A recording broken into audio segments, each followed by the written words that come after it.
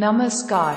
श्रीमद् भगवत गीता के अध्याय 15 से श्लोकों का क्रमानुसार ध्यान पूर्वक श्लोक श्रवण करें एवं आनंद लें तथा चैनल को सब्सक्राइब अवश्य करें। पुरुषोत्तम योग संसार रूपी वृक्ष का वर्णन। श्री भगवान उवाच ऊर्ध्वमूलमधः शाखमश्वत्थ प्राहुरव्ययम् छन्दांसि यस्य पर्णानि यस्तं वेद स वेदवित् अधश्चोर्ध्वं प्रसृतस्य शाखा गुणप्रवृद्धा विषय प्रवाला अधश्च मूलानुस्ततानि कर्मानुबंधीनि मनुष्यलोके। श्री भगवान ने कहा, हे अर्जुन, इस संसार को अविनाशी वृक्ष कहा गया है, जिसकी जड़ें ऊपर की ओर हैं और शाखाएं नीचे की ओर, तथा इस वृक्ष के पत्ते वैदिक स्तोत्र है। जो इस अविनाशी वृक्ष को जानता है वही वेदों का जानकार है। Shri Bhagwan said, O Arjun, this world has been called an imperishable tree, whose roots are upwards and branches downwards, and the leaves of this tree are Vedic hymns. The one who knows this imperishable tree is the knower of the Vedas. इस संसार रूपी वृक्ष की समस्त योनियां रूपी शाखाएं नीचे और ऊपर सभी ओर फैली हुई हैं। इस वृक्ष की शाखाएं प्रकृति के तीनों गुणों द्वारा विकसित होती है। इस वृक्ष की इंद्रिय विषय रूपी कोम्पलें हैं। इस वृक्ष की जड़ों का विस्तार नीचे की ओर भी होता है, जो कि सकौम कर्म रूप से मनुष्यों के लिए फल रूपी बंधन उत्पन्न करती हैं। All the branches of this world tree like vagina are spread everywhere below and above.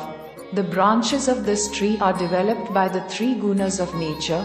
This tree has buds like sense objects. The roots of this tree extend downwards. It also happens which, in the form of fruit of actions, creates bondages in the form of results for human beings.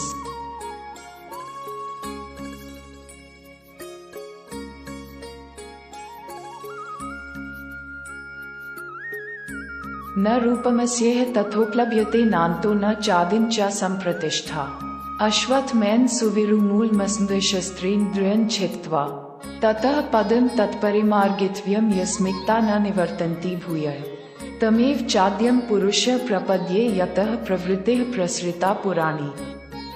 इस संसार रूपी वृक्ष के वास्तविक स्वरूप का अनुभव इस जगत में नहीं किया जा सकता है, क्योंकि न तो इसका आदि है और न ही इसका अंत है और न ही इसका कोई आधार ही है। अत्यंत दृढ़ता से स्थित इस वृक्ष को केवल वैराग्य रूपी हथियार के द्वारा ही काटा जा सकता है। The real form of the tree of this world cannot be experienced in this world because it neither has a beginning nor an end, nor does it have any base. This tree situated very firmly can be destroyed only with the weapon of renunciation.